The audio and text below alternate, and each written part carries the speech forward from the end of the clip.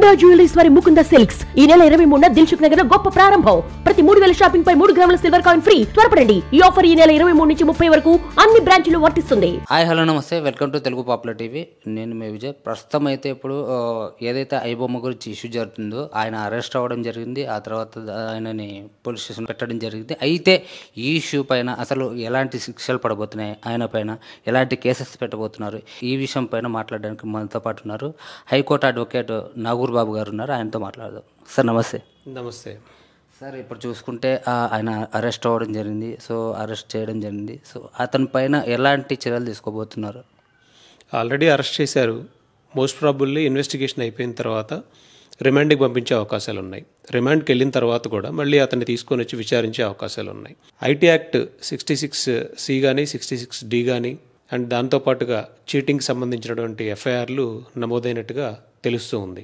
అంటే single FIR కాకుండా ఇప్పటికీ మల్టిపుల్ ఎఫ్ఐఆర్లు 4 ఎఫ్ఐఆర్లు నమోదు చేసినట్టు మనకు అఫీషియల్ కన్ఫర్మేషన్ ఉంది. దీనిలో మెయిన్ ఏంటంటే కేవలం ప్రజల్లో ఎలా పోర్ట్రేట్ అవుతుందంటే అతను ఏదో దేశానికి మంచి చేశాడు, ప్రజలందరికీ ఉచితంగా సినిమాలు చూపిస్తూ ఉన్నాడు అన్న భావనలో ప్రజలు ఉన్నారే కానీ వాస్తవానికి అతను ఆ యాప్ని రన్ చేస్తూ దానిలో మూవీని పైరసీ చేయడమే కాకుండా దానిలో బెట్టింగ్ యాప్స్ని యాడ్స్ వచ్చే విధంగా చేశాడు. 2 తెలుగు రాష్ట్రాల్లో, తెలంగాణలో, ఆంధ్రప్రదేశ్లో తెలంగాణ గేమింగ్ అమెండ్మెంట్ యాక్ట్ ద్వారా and Andhra Pradesh gaming amendment act ద్వారా బెట్టింగ్ని ప్రొహిబిట్ చేశారు. ప్రొహిబిట్ చేసినా కానీ ఆ యాడ్స్ని ఆ మూవీ యాడ్స్లో రన్ చేయడం వల్ల కొన్ని కోట్ల రూపాయలు కంపెనీలతో లావాదేవీలు జరుపుండే అవకాశాలు ఉన్నాయి.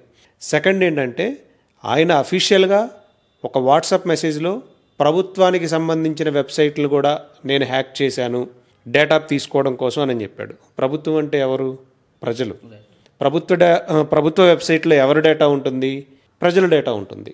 ఫర్ ఎగ్జాంపుల్ ఆయన ఇంక్లూడింగ్ లెజిస్లేటర్కి సంబంధించిన, లీగల్కి సంబంధించినటువంటి వెబ్సైట్స్ కూడా హ్యాక్ చేసి ఉంటే కోర్టు కేసెస్ సంబంధించిన ఎవరి డేటా ఉంటుంది?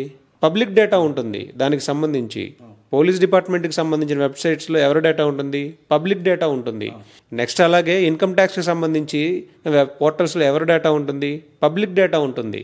నష్టపోయేది ఎవరు? ఫైనల్గా పబ్లిక్ నష్టపోతారు. మీరు ఎంతసేపు ప్రజలకి ఒక సినిమా ఫ్రీగా చూపిస్తున్నారు, ఒక సినిమాని అప్లోడ్ చేస్తున్నారు అన్న భావనలోనే ఉన్నారు కానీ అతను ఇక్కడ నుంచి, ఇండియా నుంచి పారిపోయి వేరే దేశంలో ఐడెంటిటీని క్రియేట్ చేసుకొని అక్కడ నుంచి మన ఇండియన్ గవర్నమెంట్ వెబ్సైట్స్ని హ్యాక్ చేస్తూ భారతదేశం మీద దాడి చేసే తీవ్రవాద చర్యగా దీన్ని పరిగణించాలి. ఇప్పుడు ఆ డేటా అతని దగ్గర ఉంది. ప్రైవేట్ వ్యక్తుల డేటా, ప్రభుత్వ రంగ సంస్థల యొక్క డేటా తన దగ్గర ఉంటే దాన్ని పక్క దేశాలకి అమ్ముకోవడానికి గ్యారంటీ ఏమైనా ఉందా? మీ డేటాని ఇతర దేశాలకు అమ్ముకునే అవకాశం ఉందా లేదా? ఇండియాలో ఉండట్లేదు కదా. మరి అలాంటి వ్యక్తిని అరెస్ట్ చేసినప్పుడు ఖచ్చితంగా దీన్ని దేశద్రోహ చర్యగా పరిగణించాల్సిన నెసెసిటీ ఉంది. మూవీదే ఉంది, మహా అయితే మనకు ఫ్రీగా చూస్తున్నారు ఈ వెబ్సైట్ అని మనం చాలా సింపుల్గా ఏదో అతని దేశానికి, సంఘానికి ఉద్ధరించినట్టుగా పోర్ట్రేట్ చేస్తున్నారు. కానీ యాజ్ పర్ లా ప్రకారం అయితే ఆ హ్యాకింగ్, ప్రభుత్వ రంగ సంబంధిత వెబ్సైట్లు కూడా హ్యాక్ చేయడం వల్ల అతని మీద తీవ్రమైన చర్యలు ఉంటాయి. ఇప్పుడు కేవలం 4 కేసులు మాత్రమే పెట్టారు కదా. అలా కాకుండా ఫర్దర్గా ప్రతి మూవీకి కూడా కాపీరైట్ అనేది ఉంటుంది. ఆ కాపీరైట్ని ఉల్లంఘించడం వల్ల డెఫినెట్గా ప్రతి మూవీ ప్రొడ్యూసర్ నష్టపోయి ఉంటారు. కాబట్టి ఇండివిజువల్గా ఇప్పుడు ప్రతి మూవీ ప్రొడ్యూసర్స్ కానీ, ఆ బ్యానర్కి సంబంధించిన వ్యక్తులు కానీ బయటకు వచ్చి తన మీద కేసెస్ పెట్టాల్సిన నెసెసిటీ ఉంది. దాంతోపాటు అతను బెట్టింగ్ యాప్స్ ద్వారా కొన్ని కోట్ల రూపాయలు సంపాదించాడు కాబట్టి ఫిజికల్గా ఆస్తులు మోస్ట్ ప్రాబుల్లీ ఉండవు. అతనికి అన్నీ కూడా అంత హై టెక్నాలజీ యూజ్ చేసి హ్యాక్ చేయగలిగినటువంటి నైపుణ్యం కలిగిన వ్యక్తి ఎప్పుడూ క్రిప్టో కరెన్సీ రూపంలో, బిట్ కాయిన్స్ రూపంలో పెట్టుకుని ఉంటాడు. ఇంకోటి ఏంటంటే సార్, ఇప్పుడు ఇంటర్ చదివిన వ్యక్తి ఆ రకంగా చేసినాడు కాబట్టి సో ఇంటర్ చదివినాడని చెప్పడం జరిగింది. అయితే ఇప్పుడు కొంతమంది ఏమంటున్నారంటే ఇంత టాలెంటెడ్ పెట్టుకొని ప్రభుత్వం దీనికి ఆయనని శిక్ష చేయకుండా మనకు ఉపయోగపడేలాగా వాడుకుంటే మంచిదని చెప్పడం జరుగుతుంది. దీనిపైన ప్రభుత్వం ఉపయోగపడేలా వాడుకోవడం అనేది సెకండరీ అండి. ముందు చేసిన తప్పుకు పనిష్మెంట్ అయితే అనుభవించాలా లేదా? ఇప్పుడు ఒక వ్యక్తి బాగా మర్డర్ చేస్తున్నాడు, లేకపోతే బాగా చంపుతున్నాడని ఇతని దగ్గర గట్టిగా కండలు, పుష్టి ఉన్నాయని చెప్పి ప్రభుత్వం పోలీసు ఆఫీసర్గా తీసుకుంటారా? ఒక వ్యక్తి గన్ ఫైరింగ్ బాగా చేస్తాడు, ఎక్కడో బాగా ట్రైన్ అయ్యాడు, గన్స్ బాగా నేర్పుతాడని పోలీస్ డిపార్ట్మెంట్లోకి తీసుకోరు. ఇది కూడా అలాంటిదే. తను బాగా హ్యాక్ చేశాడు, ప్రభుత్వ రంగ సంస్థల యొక్క వెబ్సైట్లు కూడా హ్యాక్ చేశాడని గవర్నమెంట్ ఉద్యోగం ఇస్తుందా?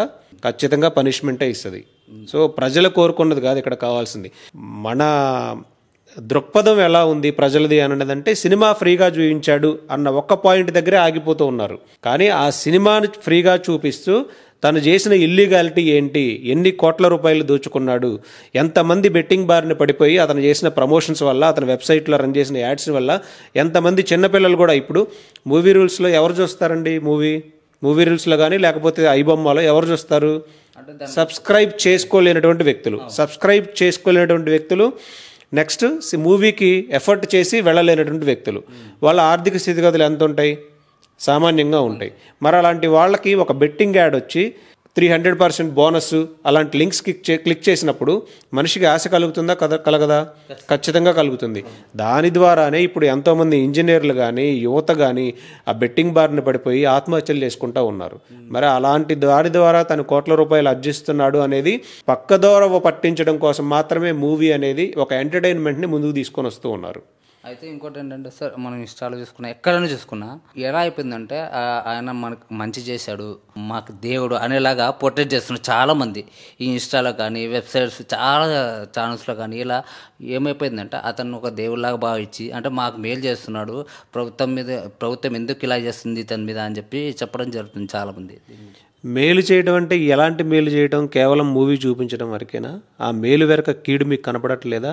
అరే బాబు, నీకు సంబంధించిన డేటా అంతా అతని దగ్గర పెట్టుకొని, మీకు సంబంధించినటువంటి ప్రతి డేటా తన దగ్గర పెట్టుకొని హ్యాక్ చేసి పెట్టుకున్నాడంటే దాన్ని మిస్యూజ్ చేస్తే రేపు నీ ఒక్కడికే కాదు, ఎంటైర్ భారతదేశానికే నష్టం కలిగే అవకాశం ఉంది.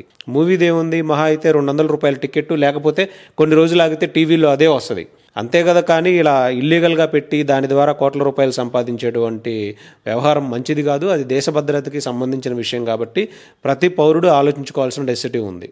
అంటే ఫైనల్ చెప్పండి సార్, అంటే ఇలాంటివి జరుగుతున్నప్పుడు మనం గతంలో చూసుకుంటే కూడా చాలా వరకు పైరసీలు జరిగాయి. అంటే ఇప్పుడే ఎందుకు ఈ విధంగా చేస్తున్నారు అనే ఒక బయట నుంచి వినిపిస్తుంది సార్. ఇది ప్రభుత్వానికి ఒక థ్రెట్ ఇచ్చాడండి అతను. ఎలాంటి థ్రెట్ అంటే, మీ అందరి డేటా కూడా నా దగ్గర ఉంది. మీ అందరి డేటా అంటే ప్రభుత్వ డేటా కాదు, ప్రజల డేటా. ఎక్కడో కరేబియన్ దీవుల్లో దాక్కున్నటువంటి వ్యక్తి, అక్కడ ఐడెంటిటీ క్రియేట్ చేసుకున్న వ్యక్తి మన ఇండియన్ గవర్నమెంట్ వెబ్సైట్ని హ్యాక్ చేసి, సర్వర్స్ని హ్యాక్ చేసి మన డేటా అంతా తన దగ్గర పెట్టుకొని ఉన్నాడంటే, ఒక్కసారి మనిషికి దాన్ని మిస్యూజ్ చేయాలి అనే ఆశ కలిగితే, లేదు తనకి ఒక పెద్ద మొత్తంలో ఆఫర్స్ వస్తే మిస్యూజ్ చేయడా? ఖచ్చితంగా చేస్తాడు. అలాంటి దృక్పథం మనీ అనేది తీసుకొని వస్తుంది కాబట్టి ఖచ్చితంగా అతని మీద కఠినమైన శిక్షలు మాత్రమే పడే అవకాశాలు ఉంటాయి. ఇప్పుడు ఐటీ యాక్ట్ మాత్రమే పెట్టున్నారు.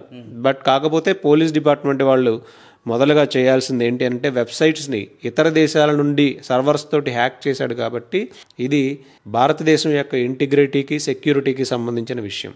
దాన్ని దృష్టిలో పెట్టుకొని దీన్ని తీవ్రవాద చర్యగా పరిగణించాల్సిన నెసెసిటీ ఉంది.